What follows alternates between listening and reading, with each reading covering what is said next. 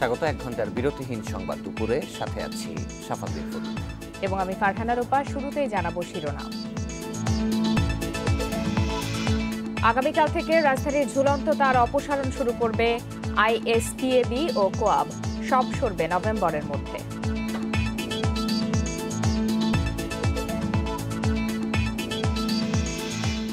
নোয়াখালীতে নারী নির্যাতনের মূল হোতা দেলোয়ার 3 মামলায় 7 দিনের রিমান্ডে, 17 দিন চেয়েছিল পুলিশ।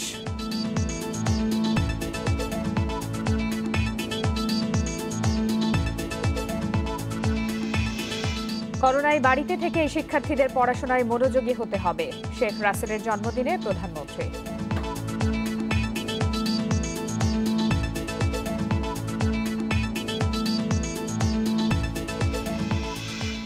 ময়মনসিংহের গৌরীপুরে বাড়ি ফেরার পথে স্বেচ্ছাসেবক লীগ নেতাকে কুপিয়ে হত্যা, বিএনপি নেতাসহ আটক 4।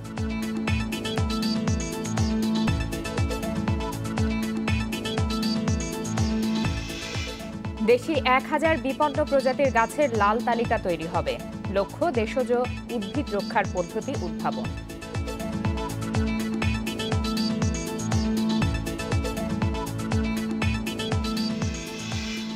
শিরোনাম জানাচ্ছিলাম, এবারে বিস্তারিত। আগামীকাল থেকে ঢাকা দক্ষিণ সিটি কর্পোরেশন এলাকায় ঝুলন্ত তার অপসারণের কাজ শুরু করবে আইএসপিএবি এবং কোয়াব। একথা জানিয়েছেন ঢাকা দক্ষিণের মেয়র শেখ ফজলে নূর তাপস। নগর ভবনে ইন্টারনেট সার্ভিস প্রোভাইডার ও কোয়াব নেতাদের সঙ্গে বৈঠক শেষে মেয়র একথা জানান। বলেন, সবার ঐক্যমতের ভিত্তিতে সুন্দর ও পরিচ্ছন্ন ঢাকা উপহার দিতে নভেম্বরের মধ্যে সব ঝুলন্ত তার অপসারণ করা হবে। দক্ষিণ সিটির আওতাধীন এলাকায় কেবলের অবকাঠামোর জন্য আলাদা কোনো খরচ নেওয়া হবে না বলেও জানান শেখ ফজলে নূর তাপস। বিকল্প ব্যবস্থা না করে সিটি কর্পোরেশন এলাকায় ঝুলন্ত তার সরানোর প্রতিবাদে আজ থেকে ধর্মঘটের ডাক দিয়েছিল ব্রডব্যান্ড, ইন্টারনেট ও কেবল সংযোগকারীদের সংগঠন। গতরাতে 2 মন্ত্রীর সঙ্গে বৈঠকের পর এই ধর্মঘট স্থগিতের ঘোষণা দেয়া হয়। আজ দক্ষিণের মেয়রের সঙ্গে বৈঠকে বসেন 2 সংগঠনের নেতারা।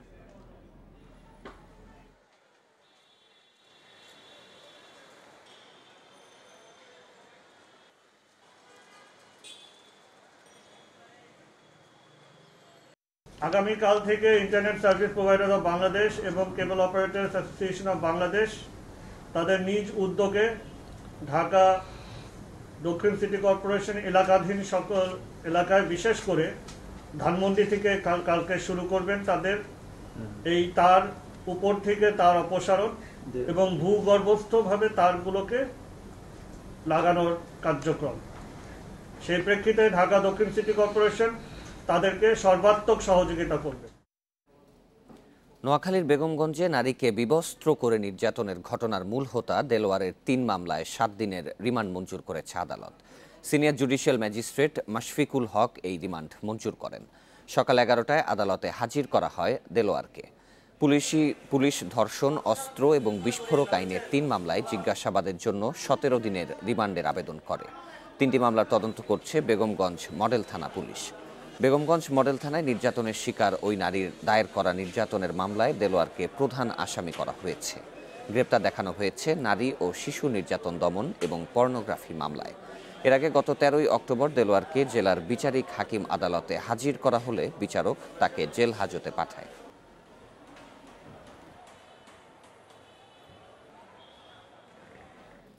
নোয়াখালীর ঘটনা সর্বশেষ জানাতে এবার সেখান থেকে যুক্ত হবেন সহকর্মী আবু নাসের। নাসের, দেলোয়ারকে ঠিক কবে থেকে রিমান্ডে নেওয়া হবে এবং এ নিয়ে আর বিস্তারিত কি তথ্য আছে জানাবেন। এর আগে জানিয়ে রাখতে চাই, নোয়াখালীর বেগমগঞ্জ উপজেলার একলাশপুরে নারীকে বিবস্ত্র করে নির্যাতনের যে ঘটনাটি ঘটেছিল সেটি গত 4 অক্টোবর সামাজিক যোগাযোগ মাধ্যমে ভাইরাল হয়ে পড়লে ওই ভুক্তভোগী নারীকে তিনি যেখানে আত্মগোপন করেছিলেন সেখান থেকে পুলিশ উদ্ধার করে এবং তার মাধ্যমে বেগমগঞ্জ থানায় 2টি মামলা দায়ের করা হয়, নারী এবং শিশু নির্যাতন দমন আইনে এবং পর্নোগ্রাফি আইনে। এই মামলাটি দায়েরের পরপরে এই ঘটনার মূল হোতা একলাশপুরের দেলোয়ার বাহিনী প্রধান কুখ্যাত দেলোয়ার আত্মগোপনে চলে যায়। 5 তারিখ তাকে র্যাব নারায়ণগঞ্জের সিদ্ধিগঞ্জে অভিযান চালিয়ে গ্রেপ্তার করে। গ্রেপ্তারের সময় র্যাব তার কাছে একটি আগ্নেয়াস্ত্র জব্দ করে এবং এর পরদিনে অর্থাৎ 6 তারিখে একলাশপুরে দেলোয়ারের যে মাছের ঘের রয়েছে সেখানে অভিযান চালিয়ে আরও কিছু বিস্ফোরক দ্রব্য উদ্ধার করে বলে র্যাবের পক্ষ থেকে জানানো হয়। এরপর তাকে বেগমগঞ্জ মডেল থানায় হস্তান্তরের সময় র্যাবের পক্ষ থেকে 2টি মামলায় তাকে আসামি করা হয়। অস্ত্র এবং বিস্ফোরক আইনে 2 মামলায় তাকে প্রধান আসামি করা হয়েছিল।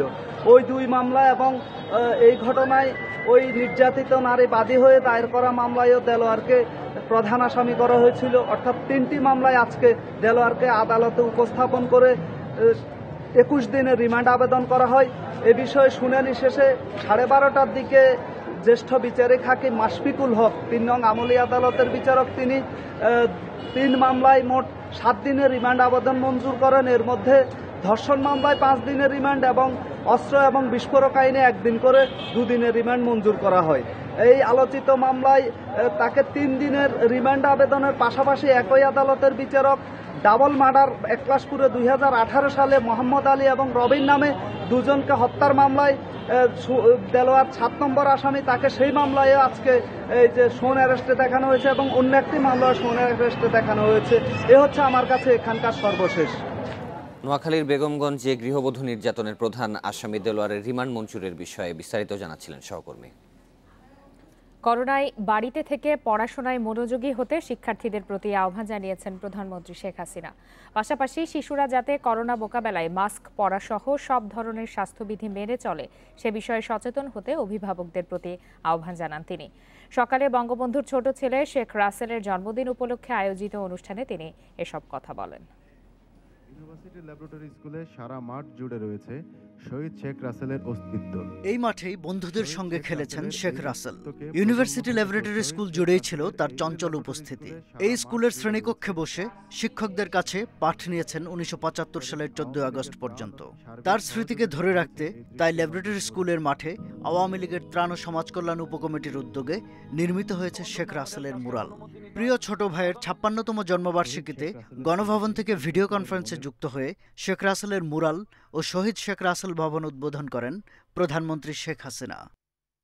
Sheikh Russel roller skating complex থেকে শিশুরাও যুক্ত হয় ভিডিও কনফারেন্সে। এ সময় দেখানো হয় অ্যানিমেটেড মুভি। মায়ের হাসির আলোর মতো উজ্জ্বল, সূর্যের চেয়েও যেন কি ঘন চুল।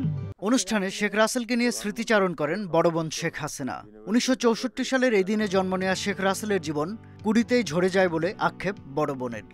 কিন্তু তার জীবনটা শেষ হয়ে যায়, একটি ফুল 20তেই শেষ হয়ে যায় আর তা ফুটতে পারেনি। আধুনিক শিক্ষায় শিক্ষিত হয়ে দেশের সেবায় কাজ করতে শিশুদের উৎসাহিত করেন প্রধানমন্ত্রী। করোনা পরিস্থিতিতে শিশুদের প্রতি যত্নবান হতে অভিভাবকদের প্রতি আহ্বান জানান শেখ হাসিনা। আমি অভিভাবকদের অনুরোধ করব যে যার যা নিজের ছেলে মেয়ে তাদেরকে অন্তত তাদের লেখাপড়ার দিকে মনোযোগ দেওয়া, পাশাপাশি তাদের একটু খেলাধুলা বা তাদের যেন এক্সারসাইজ করতে পারে সেই ব্যবস্থাটা আপনারা নেবেন।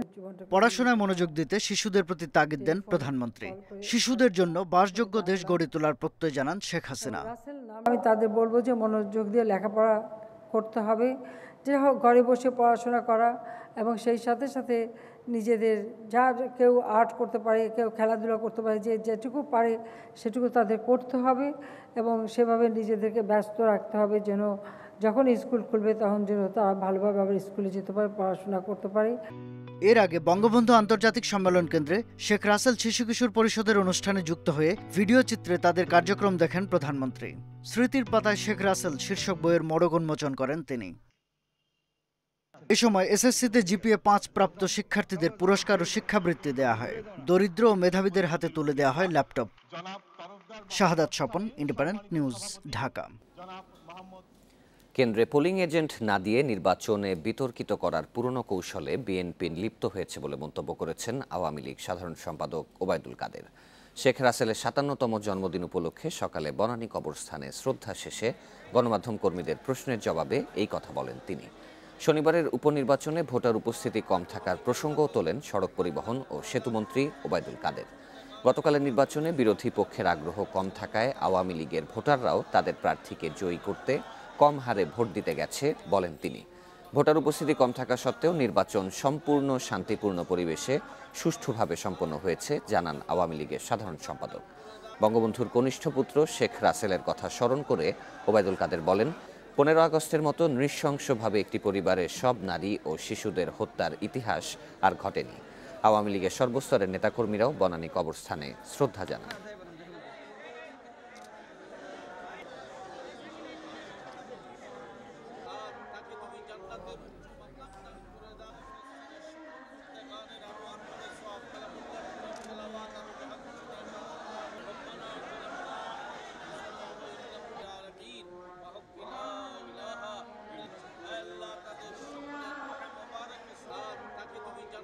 নির্বাচন কেন্দ্রে ভোটার না আসা ইভিএম একটা নতুন পদ্ধতি, তাছাড়া এটা একটি উপনির্বাচন, তাছাড়া বিরোধী দল নির্বাচনের আগে যে হম্বি করেছে, ইলেকশনের দিন তাদের ভোট আনার বা ভোট কেন্দ্রে আসার কোনো আগ্রহই ছিল না। সেখানে উপনির্বাচন হিসাবে আমার মনে হয় ঈশ্বরদীতে ভালো উপস্থিতি ছিল। ময়মনসিংহের গৌরীপুরে স্বেচ্ছাসেবক লীগ নেতা মাসুদুর রহমানকে কুপিয়ে হত্যার ঘটনায় বিএনপি নেতা ও ময়লাকান্দা ইউপি চেয়ারম্যান রিয়াদুজ্জামান রিয়াদ সহ 4 জনকে আটক করেছে পুলিশ। ভোররাতে তাদের আটক করা হয়। এদিকে হত্যার ঘটনায় এলাকায় থমথমে অবস্থা বিরাজ করছে। পরিস্থিতি নিয়ন্ত্রণে এলাকায় 2 প্লাটুন পুলিশ মোতায়েন করা হয়েছে। এরই মধ্যে মাসুদের সমর্থকরা বিএনপি নেতা রিয়াদের বাড়িতে ভাঙচুর করে ও আগুন লাগিয়ে দেয়। গৌরীপুর থানার ওসি বোরহান উদ্দিন জানান, মাসুদুর হত্যাকাণ্ডে জড়িত সন্দেহে ময়লাকান্দা ইউপি চেয়ারম্যান রিয়াদুজ্জামানকে গ্রেপ্তার করা হয়েছে। এছাড়া আরও 3 জনকে গ্রেপ্তারের কথা জানালেও পুলিশের পক্ষ থেকে তাদের পরিচয় জানানো হয়নি। স্থানীয়রা জানান, স্বেচ্ছাসেবক লীগ নেতা মাসুদুর ও বিএনপি নেতা রিয়াদের মধ্যে পূর্ব শত্রুতা ছিল। কয়েক মাস আগে তাদের মধ্যে মারামারির ঘটনাও ঘটে। শনিবার রাত 10:30টার দিকে বাড়ি ফেরার পথে দুর্বৃত্তের ধারালো অস্ত্রের আঘাতে গুরুতর আহত হন মাসুদুর রহমান। তাকে উদ্ধার করে ময়মনসিংহ মেডিকেল কলেজ হাসপাতালে নেয়ার পর মৃত্যু হয়। নিহত মাসুদুর রহমান গৌরীপুর উপজেলা স্বেচ্ছাসেবক লীগের সাধারণ সম্পাদক ও বিআরডিবির চেয়ারম্যান। এ বিষয়ে আরো বিস্তারিত জানাতে ময়মনসিংহে চলে যাচ্ছে, সেখানে আছেন সহকর্মী আবু সালে মুসা। মুসা, এই ঘটনার পর এলাকায় তো 2 প্লাটুন বিজিবি মোতায়েন করা হয়েছে, এখন সেখানকার পরিস্থিতি কেমন এবং বাকি 3 জনের পরিচয় এর আগে পুলিশ আপনাদেরকে জানায়নি, এখন কি তাদের পরিচয় জানা গেছে কিনা? আমি এখন গৌরীপুর শহরে অবস্থান করছি, কালীপুর এলাকায় এই মুহূর্তে রয়েছি। আপনি দেখতে পাচ্ছেন যে আমার পিছনে বিশাল জমায়েত শাসক দলের নেতাকর্মীরা এরই মধ্যে এই ঘটনার প্রতিবাদ জানিয়েছে, তারা বিক্ষোভ মিছিল করেছে। এর আগের খবরে যেটা জানিয়েছি যে এই ঘটনায় গতকাল যে গ্রেফতার হয়েছে রিয়াদুজ্জামান মূল অভিযুক্ত পুলিশের পক্ষ থেকে বলা হচ্ছে, এবং আরো যে 4 জন গ্রেফতার হয়েছে তাদের 4 জনের পরিচয় পুলিশ জানিয়েছে। তারা জাতীয়তাবাদী দলের সমর্থক বলে আমাদেরকে পুলিশ জানিয়েছে। এই মুহূর্তে আমি যে মাসুদুর রহমান শুভ্র, যিনি মারা গেছেন, সেই স্বেচ্ছাসেবক লীগ নেতা, স্বেচ্ছাসেবক লীগের সাধারণ সম্পাদক গৌরীপুর উপজেলা, আমি তার ঠিক বাসার ঠিক কাছেই দাঁড়িয়ে আছি। আমি কথা বলেছিলাম সিদ্দিকুর রহমান বাবুল, মাসুদুর রহমান শুভ্রর বাবা। তিনি আমাদেরকে জানিয়েছেন যে এই ঘটনায় তারা কিন্তু বিএনপি নেতা রিয়াদুজ্জামান সহ এখানে যে পৌর মেয়র রয়েছেন, সেই শাসক দল আওয়ামী লীগ সমর্থিত সেই পৌর মেয়রকে তিনি দায়ী করলেন এই ঘটনার জন্য। আমরা সেই মাসুদুর রহমান শুভ্রর মা, তার সাথে কথা বলেছি, তার স্ত্রীর সাথে কথা বলেছি। তারা একইভাবে বলেছেন যে এই ঘটনার জন্য তারা কিন্তু শাসক দল গৌরীপুর পৌরসভার যে মেয়র, সেই মেয়রকে তারা দায়ী করেছেন এবং তাকে এই ঘটনার মাস্টার মাইন্ড বলে দাবি করেছেন। এছাড়াও বিএনপি দলীয় সাবেক উপজেলা চেয়ারম্যান হিরণ চেয়ারম্যান, তাকেও দায়ী করেছেন এই ঘটনার জন্য। এবং তারা যেটি বলছেন যে এই ঘটনার পিছনে সে মাসুদুর রহমান শুভ্র পৌর নির্বাচন অনুষ্ঠিত হবে সামনে, সেই নির্বাচনে প্রার্থিতা ঘোষণা করার কারণেই কিন্তু এই ঘটনাটি ঘটেছে বলে এখানে আমরা বিভিন্ন মহলে। মুসা, রিয়াদুজ্জামান রিয়াদকে আটকের কথা আমরা নিশ্চিত হয়েছি, বাকি 3 জনের কথা কি আপনি জানতে পেরেছেন? তাদের বিষয়ে কি বিস্তারিত তথ্য রয়েছে আপনার কাছে? বাকি 3 জন, একজনের নাম জাহাঙ্গীর, একজনের নাম রাসেল, আরেকজনের নাম আদিল বলে আমরা জানতে পেরেছি। এবং তারাও কিন্তু বিএনপি দলীয় নেতাকর্মী এবং রিয়াদুজ্জামানের সহচর বলে আমরা জানতে পেরেছি। তবে পুলিশ বিস্তারিত করে আমাদের আরো বিস্তারিত বলবেন। এই মুহূর্তে গৌরীপুর খুব উত্তপ্ত অবস্থায় রয়েছে, থমথমে অবস্থায় রয়েছে। দোকানপাট সব বন্ধ রয়েছে, কয়েক দফা ভাঙচুরের ঘটনা ঘটেছে এবং বেশ কিছু এলাকায় অগ্নিসংযোগের ঘটনা ঘটেছে। এখানে গরিপুরের যে লোকাল যে ফায়ার সার্ভিস স্টেশনটি রয়েছে তারা সহ ময়মনসিংহ থেকে আরো 2টি টিম এসেছে, তারা এসে আগুন নিয়ন্ত্রণ করছেন। এখানে পৌর মেয়রের বাসায় আগুন দেওয়া হয়েছে, কারণ পৌর মেয়রকে পুলিশ মোতায়েন করা হলো, তারপরেও এই ধরনের ঘটনা কিভাবে ঘটছে? আইন শৃঙ্খলা বাহিনীর কোনো ধরনের পদক্ষেপ আপনার চোখে পড়ছে কিনা? আইন শৃঙ্খলা বাহিনী আমি যেটি জানিয়েছিলাম যে 2 প্লাটুন অতিরিক্ত পুলিশ মোতায়েন করা হয়েছে। কিছুক্ষণ আগে ডিবির একটি টিম গরিপুরে এসে পৌঁছেছেন, তারা টহল শুরু করেছেন এবং আইন শৃঙ্খলা নিয়ন্ত্রণের চেষ্টা কিন্তু তারা করে যাচ্ছেন। আবু সালেম মুসা, আপনাকে ধন্যবাদ আমাদের সাথে যোগ দেওয়ার জন্য। নেত্রকোনার বারোহাট্টা উপজেলার দশাল এলাকায় ট্রেনে কাটা পড়ে 2 ভাই সহ 3 জন নিহত হয়েছেন। রোববার ভোরে দশাল গ্রামে এই দুর্ঘটনা ঘটে। নিহত 2 ভাই হলেন দশাল গ্রামের স্বপন ও রিপন। এ ঘটনায় নিহত আরেকজনের নাম মুখলেসুর রহমান। স্থানীয়রা জানান, শনিবার রাতে তারা পাশের জলাশয়ে মাছ ধরতে যায়। পরে ক্লান্ত হয়ে রেল লাইনের ওপর ঘুমিয়ে পড়েন তারা। ঢাকা থেকে নেত্রকোনার মোহনগঞ্জে যাওয়ার পথে আন্তনগর হাওর এক্সপ্রেস ট্রেনটি বারোহাট্টা স্টেশনের দশাল এলাকায় পৌঁছালে রেল লাইনে শুয়ে থাকা ওই 3 জন কাটা পড়েন।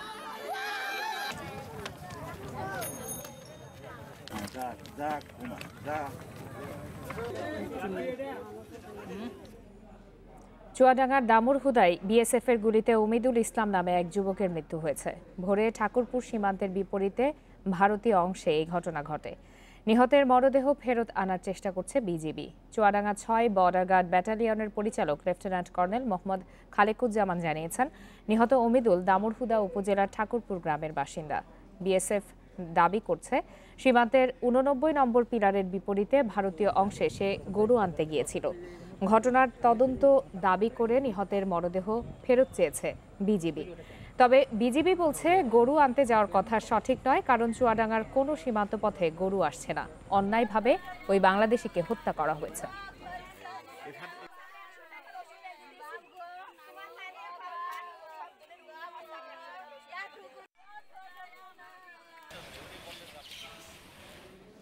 নিখোঁজের 6 দিন পর কক্সবাজারের মহেশখালীতে নিজ বাড়ির উঠান থেকে উদ্ধার হলো গৃহবধূ আফরোজার মরদেহ। শনিবার রাত 11টায় বাড়ির উঠোনে পুঁতে রাখা মরদেহ উদ্ধার করে পুলিশ। আফরোজা নিখোঁজের পর থেকেই পলাতক স্বামী রাকিব হাসান বাপ্পি। নিহতের পরিবারের অভিযোগ, পারিবারিক কলহের জেরে আফরোজাকে হত্যা করা হয়েছে। প্রায় 9 মাস আগে বদরখালী কলেজের প্রভাষক রাকিব হাসান বাপ্পির সঙ্গে বিয়ে হয় হোয়ানুক পুঁইছড়ার আফরোজা বেগমের। বিয়ের পর বাপ্পি আগের পক্ষে স্ত্রীর সাথে যোগাযোগ অব্যাহত রাখায় পারিবারিক কলহ দেখা দেয়। সেই ঘটনার জেরেই আফরোজাকে হত্যা করা হয়েছে বলে দাবি তার পরিবারের। ঘটনার সাথে জড়িতদের ধরতে অভিযান চালানো হচ্ছে বলে জানিয়েছে পুলিশ।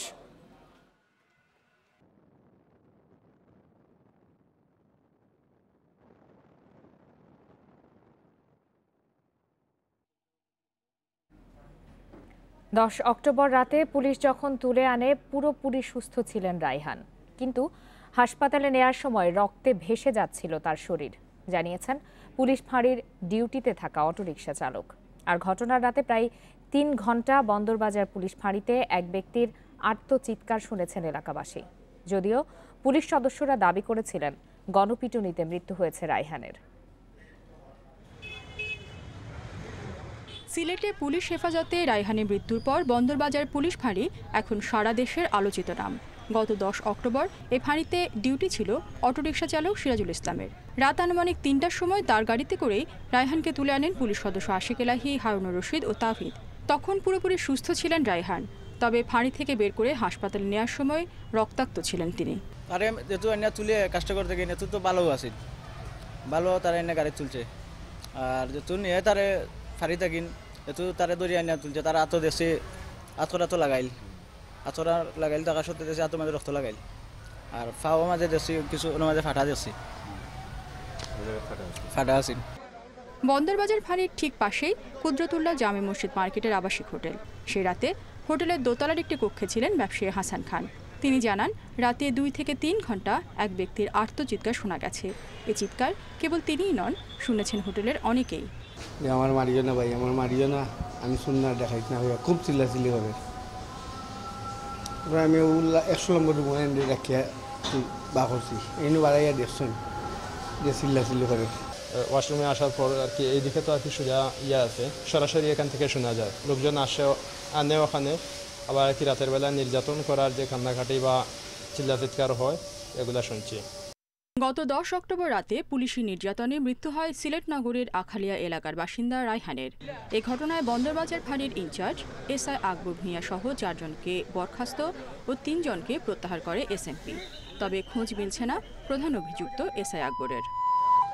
Independent news desk. দেখছেন বিরতিহীন সংবাদ দুপুর। সংবাদে আরও যা দেখবেন, আজ থেকে মক্কার পবিত্র মসজিদুল হারামে নামাজ আদায়ের অনুমতি করোনায় বন্ধ ছিল 7 মাস।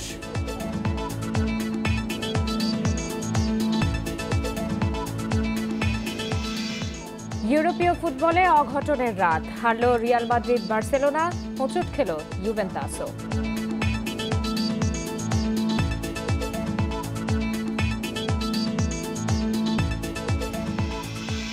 $5.5 কোটি টাকা খরচ, অথচ এখনও পরিকল্পনা অনুযায়ী অনেক সংস্কার কাজই দৃশ্যমান হয়নি গুলিস্তান শহীদ মতিউর রহমান পার্কের। আর কাজ শেষ হওয়ার 5 মাস আগেই শুধু নিজের নাম ফলক স্থাপনের জন্য তড়িঘড়ি করে এর উদ্বোধন করেন দক্ষিণ ঢাকার সাবেক মেয়র সাইদ খোকন। সংস্কার কাজে নানা অসঙ্গতির অভিযোগ স্থানীয়দের। পার্কটিতে নিরাপত্তা নিয়েও শঙ্কিত তারা। সেদিক আপনি যাইতে পারবেন, আসতে পারবেন, কিন্তু এটা তো কোনো সিস্টেম হইল না। মাদকদ্রব্য ব্যবসায়ী করে অথবা ছিনতাই করে রাহাজানি করে এই দলটা বেশি পাবে এই পার্কের ভিতরে। অনেক সময় আছে একাও যাইতে আপনি ভয় করে, আর দুর্গন্ধ, চারিদিকে ময়লা আবর্জনা। 5.5 কোটি টাকা বাজেটে পার্টি সংস্কারে কাজ পায় ডি এন্টারপ্রাইজ নামে ঠিকাদার প্রতিষ্ঠান। কাজ শেষ করার 5 মাস আগেই এই বছরের মার্চে পার্কটি উদ্বোধন করেন সাবেক মেয়র সাইদ খোকন। পরিকল্পনায় আছে ওয়াটার ট্রিটমেন্ট, ওয়াকওয়ে, জিমনেশিয়াম, পর্যাপ্ত ডাস্টবিন, শান বাঁধানো পুকুর ঘাট ও পুকুরের চারিদিক বাঁধানোর কাজ। পার্কের চারিদিকের সীমানা প্রাচীর এতটাই নিচু যে কোনো দিক থেকে যে কেউ খুব সহজে প্রবেশ করতে পারবেন। 20টি ডাস্টবিন থাকার কথা থাকলেও আছে মাত্র 10টি। নেই পানি শোধনাগার, বন্ধ পাবলিক টয়লেট, সম্পূর্ণ হয়নি জিমনেশিয়ামের কাজ, নেই কোনো সিসি ক্যামেরা। পার্কের প্ল্যানিং ছিল, পুকুরে বাঁধানো ছিল, ওদিকে একটা জিমনেশিয়াম বিল্ডিং ছিল, ওদিকে ঘাট ছিল, পুরো পার্কের যে মাঠটার উন্নয়ন ছিল, ওয়াকওয়ে নতুন করে করা ছিল।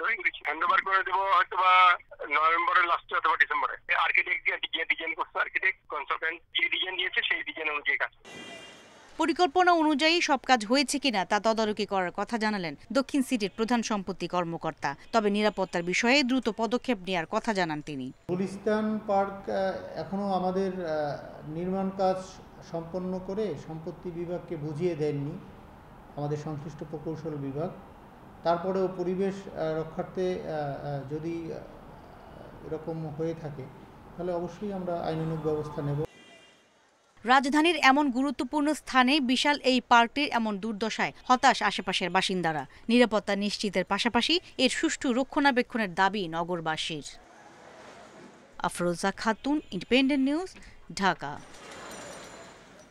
করোনা পরিস্থিতিতে সেপ্টেম্বর পর্যন্ত 6 মাসে অনলাইন ব্যবসায় নারীদের অংশগ্রহণ বেড়েছে 30%।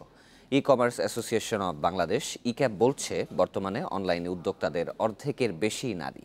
এসব উদ্যোক্তার বেশিরভাগই ব্যবসা করছেন পোশাক, গয়না ও সাজসজ্জা সরঞ্জাম নিয়ে। পণ্য সম্ভারে বৈচিত্র্য না থাকলে মুনাফা হারানোর আশঙ্কা করছেন বিশ্লেষকেরা। 2 বছর আগে অনলাইনে ব্যবসা শুরু করেন পুরান ঢাকার বাসিন্দা নিঝুম চৌধুরী। বর্তমানে শাড়ি, পাঞ্জাবি ও গয়নার ব্যবসা করেন তিনি। বছরে বিক্রি করেন মাত্র 100টির মতো পণ্য। এদিকে মানিকগঞ্জের ফরিদা পারভিন 7 মাস আগে অনলাইনে শাড়ি ও 3 পিসের ব্যবসা শুরু করে এরই মধ্যে বিক্রি করেছেন 1 লাখ টাকার পণ্য। নারীদের চাহিদা ও পছন্দ সহজে বুঝতে পারায় পোশাক ও গয়না নিয়ে ফেসবুক পেজের মাধ্যমে ব্যবসা করছেন বলে জানান তারা। তাদের পছন্দের সাথে অনুধাবন করে আমি যখন কাজ করতে যাচ্ছি তখন ব্যাপারটা অনেকটাই মিলে যাচ্ছে। মেয়েদের রুচি পছন্দ এটা মোটামুটি আমার বোঝা, সেখান থেকে হচ্ছে শাড়ির প্রতি আমার ভালোবাসা। দেশে অনলাইন ভিত্তিক ব্যবসায়ীদের সংগঠন ইক্যাব জানায়, করোনা পরিস্থিতিতে প্রায় 6 মাস বাসায় থাকার কারণে অনলাইনে ব্যবসায় নারীদের অংশগ্রহণ বেড়েছে। তবে বেশিরভাগই ব্যবসা করছেন ফেসবুকের মাধ্যমে। বর্তমানে দেশে ফেসবুকের 50,000 বিজনেস পেজের 40,000ই নারীদের। ডিমান্ডগুলো দেখে তারা, হ্যাঁ, যে কোন প্রোডাক্টের ডিমান্ডগুলো বেশি সেই হিসেবে তারা তাদের প্রোডাক্টগুলো চুজ করে। আর দ্বিতীয়ত হচ্ছে যে তারা যে ডাইভার্সিফাই করবে সেই নলেজটা তো তাদের ভিতরে নেই। তো তাদেরকে প্রোডাক্ট ডাইভার্সিফাই করার জন্য তাদের ভিতরে সেই ধরনের গ্রো করাতে হবে, স্কিল ডেভেলপ করাতে হবে। এদিকে একই পণ্য বিক্রির প্রতিযোগিতায় মুনাফা কমার আশঙ্কা করছেন বিশ্লেষকরা। তাই নানা ধরনের পণ্য বিক্রি করলে ভোক্তা সংখ্যা বাড়বে বলে মত তাদের। আর বেশিরভাগ নারী উদ্যোক্তা তার এই ব্যবসাটা শুরু করেন বন্ধু বান্ধব পরিচিত জনের কাছে বিক্রি করবেন সেইটা আশা করে, এবং কিন্তু একটা উদ্যোক্তা হওয়া, ব্যবসা করা, সেই ব্যবসাটাকে সামনে এগিয়ে নিয়ে যাওয়ার জন্য পণ্যের একটা বৈচিত্র্য আনা, নতুন ধরনের পণ্যে যাওয়া, এইগুলো কিন্তু খুব দরকার। অনলাইনে স্বল্প পুঁজি নিয়ে সাময়িকভাবে ব্যবসা করেন বেশিরভাগ নারী। উদ্যোক্তা হিসেবে সফল ও স্থায়ী হতে নারীদের অর্থ যোগানের ক্ষেত্রে ব্যাংকগুলোকে বিভিন্ন শর্ত শিথিল করার পরামর্শ বিশ্লেষকদের। Irin Khatun, independent news, Dhaka. করোনার কারণে বেশিরভাগ আন্তর্জাতিক গন্তব্যেই বন্ধ রয়েছে ফ্লাইট। সচলগুলোতেও পূর্ণ সক্ষমতায় ফ্লাইট চালাতে পারছে না রাষ্ট্রীয় পতাকাবাহী প্রতিষ্ঠান বিমান। তার উপর নভেম্বরে যুক্ত হচ্ছে কানাডার নির্মাতা প্রতিষ্ঠান বোম্বার্ডিয়ারের তৈরি নতুন একটি -8 উড়োজাহাজ। এগুলো কিভাবে ব্যবহার হবে তাই এখনো ঠিক করতে পারেনি প্রতিষ্ঠানটি। বোম্বার্ডিয়ারের কাছ থেকে 3টি নতুন উড়োজাহাজ কিনতে 2018 সালে চুক্তি করে বিমান বাংলাদেশ এয়ারলাইন্স। সে অনুযায়ী এ বছরের মার্চ, মে ও জুনে সেগুলো বহরে যুক্ত হওয়ার কথা। তবে করোনার কারণে ঠিক সময়ে উড়োজাহাজগুলো দেশে আসেনি। নতুন কেনা প্রথম -8 উড়োজাহাজটি নভেম্বরে যুক্ত হবে বহরে। বাকি দুটি আসবে আগামী বছরের জানুয়ারিতে। পরিকল্পনা অনুযায়ী এসব উড়োজাহাজ দিয়ে আশেপাশের দেশগুলোতে ফ্লাইট পরিচালনার কথা ছিল। তবে করোনায় অনিশ্চয়তার মুখে সে উদ্যোগ। এই যে রিজিওনাল ফ্লাইটগুলো আমরা ফ্রিকোয়েন্সি বাড়াবো এবং এটা আমরা এই -8 দিয়ে চালাবো। আমাদের ফ্লাইটগুলো এরকম রিজিওনাল ফ্লাইট চালানোর জন্য এই এয়ারক্রাফটগুলো উপযুক্ত। যদি সিচুয়েশন ইমপ্রুভ না হয় সেখানে আমরাও এখনো সার্টেন করতে পারছি না যে কিভাবে হবে। তবে বিশেষজ্ঞরা মনে করছেন সম্প্রতি ভারত ও নেপাল নিজ নিজ দেশের আকাশপথ খুলে দেওয়ার সিদ্ধান্ত নেওয়ায় এর সুফল মিলবে। দিল্লি, কলকাতা, চেন্নাই ও কাঠমান্ডুর মতো আঞ্চলিক গন্তব্যে ফ্লাইট পরিচালনায় এসব উড়োজাহাজ ব্যবহার ফলপ্রসূ হবে। -8 এয়ারক্রাফটটা কিন্তু ডোমেস্টিকে যতটা না ভালো, তার চেয়ে অনেক বেশি ভালো হবে রিজিওনাল স্টেশনগুলোতে। বিমান যদি রিজিওনাল স্টেশন অর্থাৎ ভারতের বিভিন্ন পজিশনগুলোতে বা এয়ারপোর্টে যায়, এমনকি কাঠমান্ডুতে যায় কিংবা ব্যাংককে যায়, তো -8 খুব ভালো হবে। কারণ এখন যে প্যাসেঞ্জার নাম্বারটা পাবে সেখানে এটা খুবই কস্ট এফেক্টিভ হবে। এই উড়োজাহাজ 3টি কিনতে বিমানকে সহায়তা দিচ্ছে কানাডার আর্থিক প্রতিষ্ঠান এক্সপোর্ট ডেভেলপমেন্ট কানাডা, ইডিসি। আর সময়মতো উড়োজাহাজ সরবরাহে ব্যর্থ হওয়ায় বোম্বার্ডিয়ারের কাছ থেকে সুবিধা পাবে বিমান। Ashik Hossain, independent news, Dhaka. রাজবাড়ীতে জেলেদের সরকারি খাদ্য সহায়তার চাল বিতরণে অনিয়মের অভিযোগ উঠেছে। জেলে প্রতি 20 কেজি করে চাল বরাদ্দ থাকলেও দেয়া হচ্ছে 17 থেকে 18 কেজি। ইউপি সদস্যরা বলছেন পরিবহন খরচ সহ আনুষঙ্গিক ব্যয় মেটাতে চাল কম দেয়া হচ্ছে। তবে জেলা মৎস্য বিভাগ বলছে পরিবহন খরচ আলাদাভাবে দেয়া আছে। এ বিষয়ে অভিযোগ পেলে আইনগত ব্যবস্থা নেওয়া হবে। মা ইলিশ রক্ষায় ইলিশ ধরার নিষিদ্ধ সময়ে জেলেদের জন্য সরকারের খাদ্য সহায়তা কর্মসূচি শুরু হয়েছে। প্রত্যেক জেলে পরিবারকে 20 কেজি করে চাল সহায়তা দেওয়ার কথা, অথচ 2 থেকে 3 কেজি কম দেওয়ার অভিযোগ উঠেছে। এছাড়াও প্রকৃত জেলেদের বাদ দিয়ে অন্যদের চাল দেওয়ার অভিযোগও জেলেদের। 20 কেজি চাল দেওয়ার কথা, 17.5 কেজি। কতজন ভ্যান চালায় তারাও চাল পাচ্ছে, যারা মাছ মারে তারাও পাচ্ছে। ইউনিয়ন পরিষদ চেয়ারম্যান ও সদস্যরা বলছেন সংশ্লিষ্টদের নিয়ে আলোচনা করেই জেলেদের চাল কম দেওয়ার সিদ্ধান্ত নেওয়া হয়েছে। কারণ আমাদের খরচ আছে, এই যে আমরা আনছি, গাড়ি ভাড়া আছে, ওই যে চাল যারা মারতেছে তাদেরও 2 কেজি দল লাগবে। জেলা মৎস্য বিভাগ বলছে জেলে প্রতি 20 কেজি করেই চাল দিতে হবে। পরিবহন বা অন্যান্য খরচ বাবদ টন প্রতি 250 টাকা আলাদা বরাদ্দ আছে। কোথাও অনিয়ম হলে প্রয়োজনীয় ব্যবস্থা নেওয়া হবে। 20 কেজি চাল 20 কেজি দিতে হবে, কারণ আমরা চাল পরিবহনের জন্য প্রতি টনে 250 টাকা করে আমাদের সরকার থেকে বরাদ্দ দেওয়া হয়েছে। অতএব এখানে চাল কম দেওয়ার কোনো সুযোগ নেই। তবে ইউনিয়ন পরিষদ একটা কাজ করতে পারে, যেহেতু প্রতি বস্তায় 30 কেজি চাল থাকে, 3 জনকে যদি 2 বস্তা দেয় তাহলে চাল আর ভাগ করার কোনো প্রশ্ন আসে না। জেলা মৎস্য বিভাগের তথ্য মতে 2020-21 অর্থ বছরে জেলেদের মানবিক খাদ্য সহায়তা কর্মসূচির আওতায় জেলার মোট 4700 জেলের জন্য 94 টন চাল বরাদ্দ পেয়েছে মৎস্য বিভাগ। Independent news desk. জনবল সংকটে ব্যাহত হচ্ছে খুলনার শেখ আবু নাসের হাসপাতালের চিকিৎসা সেবা। প্রয়োজনীয় যন্ত্রপাতির অভাবে সম্ভব হচ্ছে না অনেক অস্ত্রোপচার ও পরীক্ষা নিরীক্ষা। কাঙ্ক্ষিত সেবা না পেয়ে ক্ষুব্ধ রোগী ও তাদের স্বজনরা।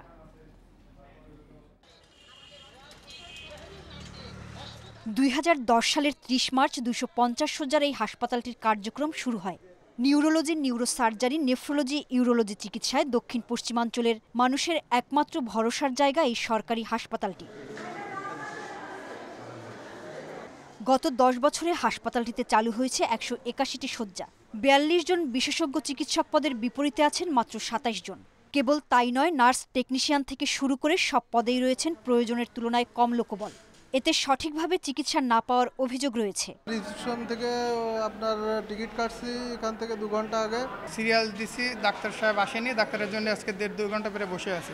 উনি কখন আসবেন সেটা আসলে আমরা বলতে পারতেছি না। আরও অধিক সংখ্যক ডক্টর এবং নার্স বা অন্যান্য স্বাস্থ্য সহযোগী যদি এখানে নিয়োগ হয় তাহলে আমরা অর্থাৎ আপামর জনসাধারণ এখানে আরও ভালো সেবা এখানে পাবে। চিকিৎসক সংকটের সেবা ব্যাহত হচ্ছে জানিয়ে পর্যাপ্ত জনবল নিয়োগে ঊর্ধ্বতন কর্তৃপক্ষকে চিঠি দিয়েছে হাসপাতাল প্রশাসন। বিভিন্ন কারণে আমাদের মেডিকেল অফিসারের সংখ্যা কমে যাচ্ছে, কিন্তু আমরা কাঙ্ক্ষিত সেই পরিমাণ মেডিকেল অফিসার পাচ্ছি না, যে কারণে আমাদের জরুরি স্বাস্থ্যসেবা, বিকেলের এবং নাইটের মেডিকেল অফিসারদের ডিউটি এবং আউটডোরের সাপোর্ট এগুলো আমরা দিতে পারছি না। আমরা ইতিমধ্যে আমাদের ঊর্ধ্বতন কর্তৃপক্ষের নিকট আমরা বিষয়টা অবগত করছি এবং আশা করছি যে খুব দ্রুত আমরা মেডিকেল অফিসার এবং সমমানের ডাক্তার পাব।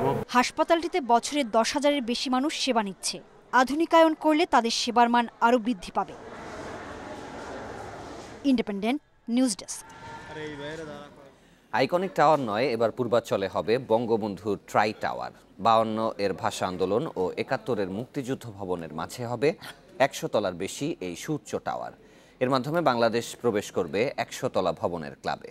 সব ধরনের অত্যাধুনিক সুযোগ সুবিধা থাকবে এই ভবনে। 2021 সালে এই ভবনের কাজ শুরু করার আশা মন্ত্রণালয়ের।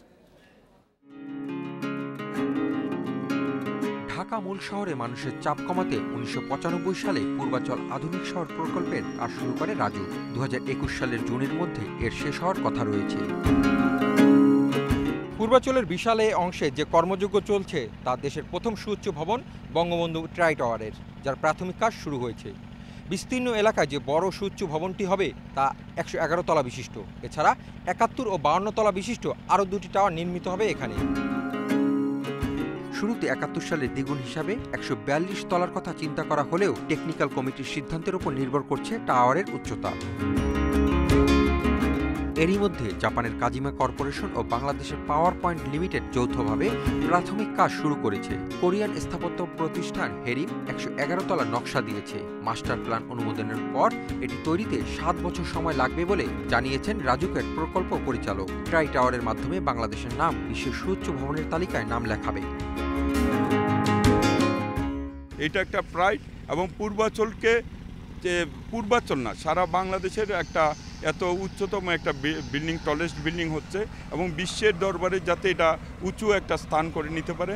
আমরা চেষ্টা করব এটা যাতে আমাদের যে টলেস্ট বিল্ডিংগুলোর মধ্যে বেস্ট ওয়ান হতে পারে।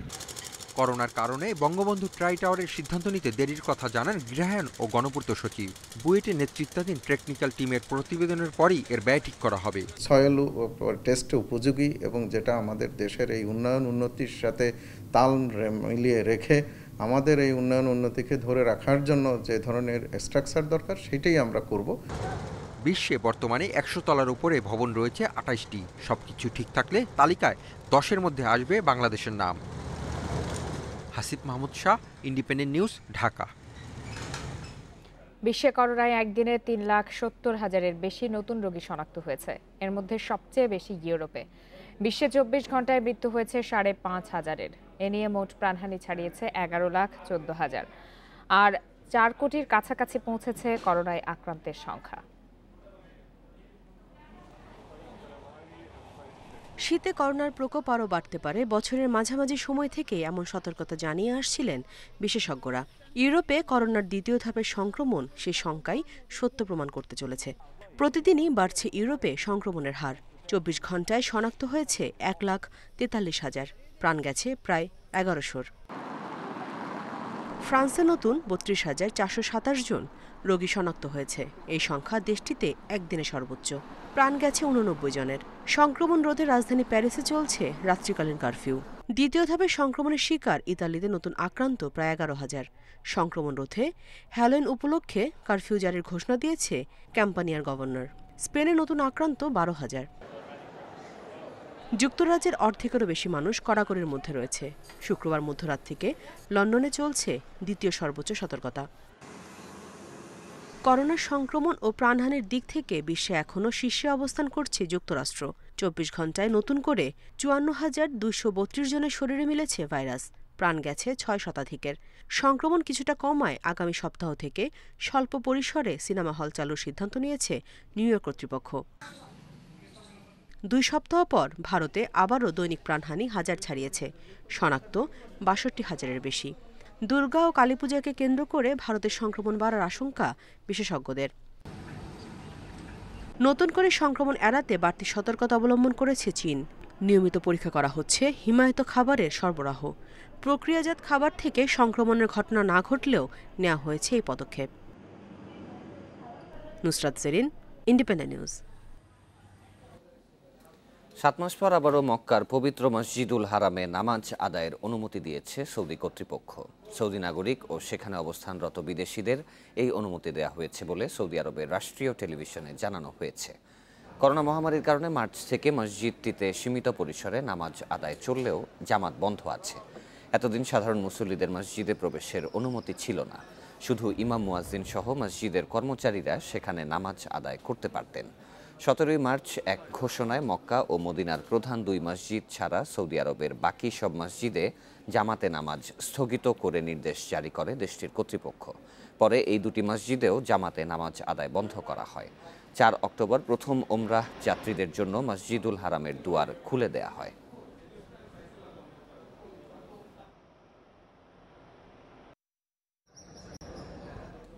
মানবিক অস্ত্রবিরতিতে রাজি হয়েছে আজারবাইজান ও আর্মেনিয়া। স্থানীয় সময় শনিবার মধ্যরাত থেকে কার্যকর হয়েছে এই চুক্তি। 2 পক্ষকে এবারের চুক্তি মেনে চলার আহ্বান জানিয়েছে রাশিয়া। এর আগে আজারবাইজানের গাঞ্জা শহরে আর্মেনিয়ার ক্ষেপণাস্ত্র হামলায় কমপক্ষে 13 বেসামরিক নাগরিক নিহত হয়। আহতের সংখ্যা প্রায় অর্ধশত। এ ঘটনায় একে অপরকে দায়ী করতে থাকে 2 পক্ষই। আজারবাইজানের বিরুদ্ধে ঘনবসতিপূর্ণ এলাকায় গোলাবর্ষণ অব্যাহত রাখার অভিযোগ আর্মেনিয়ার। 27 সেপ্টেম্বর থেকে বিরোধপূর্ণ নাগার্নো কারাবাখ অঞ্চলের মালিকানা প্রশ্নে সংঘর্ষে জড়ায় আজারবাইজান ও আর্মেনিয়া। প্রাণ যায় 3 শতাধিক মানুষের। রাশিয়ার মধ্যস্থতায় গত সপ্তাহে সাময়িক অস্ত্রবিরতিতে রাজি হয় 2 পক্ষ।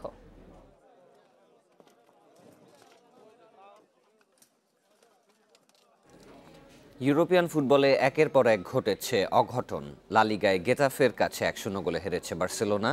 2011 সালের পর এই প্রথম বার্সার বিপক্ষে জিতল গেতাফে। অন্য ম্যাচে রিয়াল মাদ্রিদকে 1-0 গোলে হারিয়েছে কাদিজ।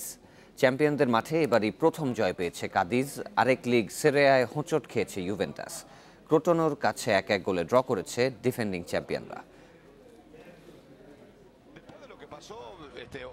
বার্সেলোনার গেতাফের ম্যাচটা ছিল জমজমাট। শুরু থেকেই ছিল আক্রমণ পাল্টা আক্রমণ। প্রতিপক্ষ সমানে সমান লড়লেও জয়ের ব্যাপারে আত্মবিশ্বাসী ছিলেন বার্সা কোচ কোম্যান। তবে সেই বিশ্বাস মলিন করে দিয়ে অঘটনের শিকার হলো কাতালান জায়ান্টরা। শুরু থেকেই নিজেদের সেরাটা দিয়ে খেলেছে গেতাফে। বার্সাও ছিল তাদের চিরচেনা রূপে। 2 দলের লড়াইয়ে প্রথমার্ধ কাটে গোলশূন্য। 56 মিনিটে ফ্র্যাঙ্কি ডি ইয়ং ডি বক্সে ফাউল করলে পেনাল্টি পায় গেতাফে। সেটিকেই কাজে লাগিয়ে গোল করেন হাইমে মাতা। এরপর নিজেদের আক্রমণ বাড়ায় বার্সা। তবে কুতিনিও আনসু ফাতিদের কোনো চেষ্টাই লক্ষ্যভেদ করতে পারেনি। মেসিও এদিন দেখাতে পারেননি কোনো ম্যাজিক, যার কারণে মৌসুমের প্রথম হার নিয়ে মাঠ ছাড়তে হয় কোম্যানের শিষ্যদের। লা লিগার আরেক বড় দল রিয়াল মাদ্রিদও অঘটনের শিকার। নতুন মৌসুমে এই প্রথম হার ডিফেন্ডিং চ্যাম্পিয়নদের। 14 বছর পর লা লিগায় সুযোগ পাওয়া কাদিজ শুরু থেকেই অসাধারণ নৈপুণ্য দেখিয়েছে। তাদের আক্রমণের সামনে কিছুটা অনুজ্জ্বল ছিল জিদানের দল। বল দখল আধিপত্য থাকলেও বেশিক্ষণ জাল অক্ষত রাখতে পারেনি জিদানের শিষ্যরা। 16 মিনিটেই লোজানোর গোলে লিড নেয় কাদিজ। এরপর ক্রমাগত আক্রমণ চালায় রিয়াল, কিন্তু প্রতিপক্ষ ডিফেন্সের দৃঢ়তায় লক্ষ্যভেদ করতে পারেনি। লা লিগায় প্রায় 30 বছর পর কাদিজের বিপক্ষে হারল লস ব্রাঙ্কোরা। এদিকে আরেক লিগ সেরিয়ায় লড়াইটা ছিল ডিফেন্ডিং চ্যাম্পিয়ন আর টেবিলের তলানির দলের মধ্যে। রোনালদোকে ছাড়া খেলতে নেমে শুরুতেই ধাক্কা খায় ইউভেন্টাস। ম্যাচের 12 মিনিটেই পেনাল্টি পেয়ে ক্রোতোনোকে গোল এনে দেয় নুয়ানকু। 21 মিনিটে ইউভেন্টাসকে সমতায় ফেরান মোরাতা। দ্বিতীয়ার্ধে দু দলই গোলের জন্য মরিয়া হয়ে ওঠে, তবে 60 মিনিটে বড় ধাক্কা খায় তুরিনের ওল্ড লেডি। প্রতিপক্ষ মিডফিল্ডার লুকাস সিগারিনিকে ফাউল করে সরাসরি লাল কার্ড দেখেন ইউভে ফরওয়ার্ড ফেডেরিকো চিয়েসা। 10 জনের দল নিয়ে আর প্রতিরোধ করতে পারেনি সফরকারীরা। ম্যাচ ড্র করেই সন্তুষ্ট থাকতে হয় পিরলোর দলকে। Farzana Yasmin, independent news. BCB presidents কাপে এখন পর্যন্ত ব্যর্থ তামিম, সৌম্য, লিটনের মতো প্রতিষ্ঠিত টপ অর্ডার। তারপরও প্রধান নির্বাচক মিনহাজুল আবেদিন নান্নুর প্রত্যাশা দ্রুত রানে ফিরবেন তারা। এছাড়া ছন্দে থাকা পেসারদের নিয়ে আশাবাদী প্রধান নির্বাচক, পরামর্শ দিচ্ছেন ধারাবাহিকতা ধরে রাখার জন্য।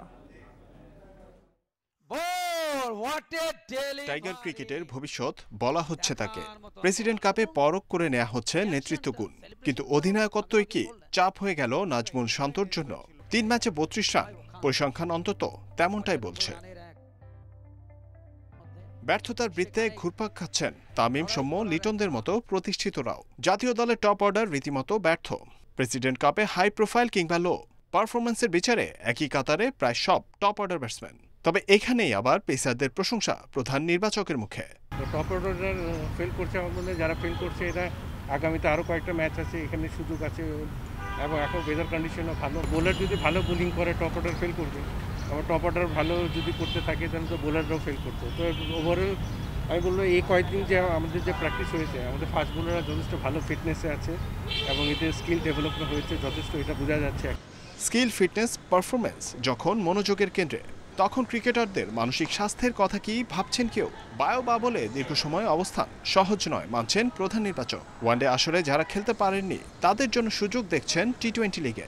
ইন্ডিভিজুয়ালি সবাইকে তো প্র্যাকটিসে থাকতে হবে, যখন যাকে যে টুর্নামেন্টে যখন দরকার হবে তাকে ডাকা হবে। যেহেতু আমাদের ফার্স্ট ক্লাসের প্লেয়ার আমাদের কন্ট্রাকচুয়াল প্লেয়ার, এরা কিন্তু বিসিবির আন্ডারে সব। ফার্স্ট ক্লাসে আমাদের অলমোস্ট 90টা প্লেয়ার কন্ট্রাক্টের মধ্যে আছে, তারপর আমাদের ন্যাশনাল পুল প্লেয়াররা আছে। তো সব মিলে সবাইকে কিন্তু প্রস্তুত রাখা হবে। প্রেসিডেন্ট কাপে বড় প্রাপ্তি পেসারদের ছন্দ। রুবেল তাসকিনে মুগ্ধ মিনহাজুল আবেদিন। তবে এখানে থামলেই চলবে না। পরবর্তী আন্তর্জাতিক মিশনের আগ পর্যন্ত পেসারদের ধারাবাহিকতা ধরে রাখার পরামর্শ দিচ্ছেন প্রধান নির্বাচক। জহিরুল ইসলাম, ইন্ডিপেন্ডেন্ট নিউজ, ঢাকা। চট্টগ্রাম জেলা ক্রীড়া সংস্থা আয়োজিত মুজিব শতবর্ষ ফুটবল টুর্নামেন্টে আজ শিরোপার লড়াইয়ে মাঠে নামছে MA তাহের একাদশ ও ডক্টর কামাল খান একাদশ। সন্ধ্যা 6টায় শুরু হবে এই ফাইনালে বাংলাদেশ ফুটবল ফেডারেশনের সভাপতি কাজী সালাউদ্দিন উপস্থিত থাকার কথা রয়েছে। ফাইনালে দু দলই খেলছে বাংলাদেশ জাতীয় দলের খেলোয়াড়রা। গ্রুপ পর্বে পরস্পরের বিপক্ষে ম্যাচে 1-1 ড্র হয়েছিল, পরে অবশ্য টাই ব্রেকে জিতে জাতীয় দলের গোলকিপার সোহেলের দল MA তাহের একাদশ। অন্যদিকে টাই ব্রেকে হারলেও ফাইনাল ছেড়ে কথা বলতে রাজি নয় জাতীয় ফুটবল দলের সাবেক অধিনায়ক মামুনুলের দল ডক্টর কামাল খানের একাদশ। 1000 প্রজাতির দেশি গাছের রেড লিস্ট বা লাল তালিকা তৈরি করবে সরকার। দায়িত্বে বন বিভাগের ন্যাশনাল হারবেরিয়াম ও আন্তর্জাতিক উন্নয়ন সহযোগী সংস্থা IUCN। 3 বছর পর জানা যাবে ফলাফল। গবেষকেরা বলছেন এতে দেশের হারিয়ে যাওয়া ও বিপন্নপ্রায় গাছের সঠিক তথ্য পাওয়া যাবে। সেই সঙ্গে আগ্রাসী বিদেশি গাছের ক্ষতিকর প্রভাব থেকে দেশজ উদ্ভিদ রক্ষার কৌশলগত পদ্ধতি উদ্ভাবন করা সম্ভব হবে। ন্যাশনাল হারবেরিয়াম চত্বরে এক পায়ে দাঁড়িয়ে তালিপাম গাছ। বিশ্বের একমাত্র তালিপাম গাছটি ছিল ঢাকা বিশ্ববিদ্যালয়ের ক্যাম্পাসে। সেই গাছও ফুল দিয়ে মারা যায় 2010 সালে। গাছের বীজ থেকে জন্ম নেয়া 2টি তালিপাম বড় হয়ে উঠেছে এখানে। তালিপামের মতো 445 প্রজাতির গাছের অস্তিত্ব এখন হুমকির মুখে। দেশে কত প্রজাতির গাছ আছে ও কত প্রজাতির বিলুপ্তির মুখে তা জানতে বন বিভাগ শুরু করেছে গাছ জরিপ। ন্যাশনাল হার্বেরিয়াম ও IUCN বাংলাদেশ 1000 প্রজাতির গাছের লাল তালিকা তৈরি করতে কাজ শুরু করছে। এতে অংশ নিচ্ছেন সারা দেশের বিশ্ববিদ্যালয়ের গবেষকেরা, যারা 40টির অধিক জাতীয় উদ্যান, অভয়াশ্রম, পার্ক, সড়কে গাছের তথ্য সংগ্রহ করবে। আমরা শুধু রেড লিস্ট করবো শুধু একটা লিস্টের জন্য না, রেড লিস্ট করবো যে আমি আমার প্রজাতির অস্তিত্ব রক্ষার জন্য। আমি যখন একটা লিস্ট পেয়ে যাব সেখানে আমি এগুলির অবস্থা বুঝতে পারবো, তখন ওই অবস্থা বুঝে আমরা তখন ব্যবস্থা নিব। গভর্নমেন্ট তখন একটা পলিসি তৈরি করবেন যে আমাদের এই উদ্ভিদগুলির ব্যবস্থাপনার জন্য, এই উদ্ভিদগুলির অস্তিত্ব রাখার জন্য আমাদের কি কি প্রকল্প নিতে হবে। 2001-2013 সালে ন্যাশনাল হার্বেরিয়াম দুটি লাল তালিকা তৈরি করে। সেখানে সারা দেশের প্রায় 4000 প্রজাতির মধ্যে মাত্র 226 প্রজাতির বৃক্ষ, বিরুৎ ও গুল্ম জাতীয় উদ্ভিদের তথ্য পাওয়া যায়। এবারের এই জরিপ বড় আকারে হয় আরও বেশি তথ্য পাওয়া যাবে। জানা যাবে জীবন বাঁচাতে অক্সিজেনের কারখানা খ্যাত গাছের অবস্থা। জীববৈচিত্র্য সংরক্ষণ, এই সকল কাজের সাথে যারা জড়িত তারা এই তথ্যটা ব্যবহার করে আমাদের বিলুপ্তপ্রায় উদ্ভিদগুলোকে আমরা রক্ষা করতে পারবো বলেই আমি আশাবাদ। গবেষকেরা বলছেন, বনায়ন সম্প্রসারণে বেসরকারি এবং ব্যক্তিগত উদ্যোগে লাগানো বিদেশি প্রজাতির একটি বড় অংশ দেশীয় উদ্ভিদের অস্তিত্বের জন্য বিপজ্জনক হয়ে দাঁড়িয়েছে। রেড লিস্টের কার্যক্রমে আগ্রাসী বিদেশি গাছের ক্ষতিকর প্রভাব থেকে বনাঞ্চল রক্ষায় কৌশলগত ব্যবস্থাপনার পদ্ধতি উদ্ভাবনে গুরুত্বপূর্ণ ভূমিকা রাখবে। পাটনা, পিত্রা, স্তুন, দারমারা, আউয়াল, গোদা, হরিণা ইত্যাদি জাতের দেশীয় প্রজাতিগুলো দিয়ে সাজানো হোক। আমরা আর কোনো বিদেশি গাছ আমাদের ন্যাচারাল ফরেস্টে আর চাই না। এতে আমাদের একদিকে জীববৈচিত্র্য রক্ষা হবে, অন্যদিকে আমাদের দেশীয় ঐতিহ্য রক্ষা হবে। বন বিভাগ বলছে, রেড লিস্টের ফল জানা যাবে 3 বছর পর 2023 সালে। প্রতি 5 বছর পর পর নতুন তথ্য যুক্ত হবে এই তালিকায়। Shahriar Anirban, independent news, Dhaka. আর এই ছিল বিরতিহীন সংবাদ দুপুরে। ইন্ডিপেন্ডেন্ট টেলিভিশনের সব খবরের আরও বিস্তারিত জানতে চোখ রাখুন ফেসবুক, ইউটিউব আর টুইটারে। ধন্যবাদ সবাইকে।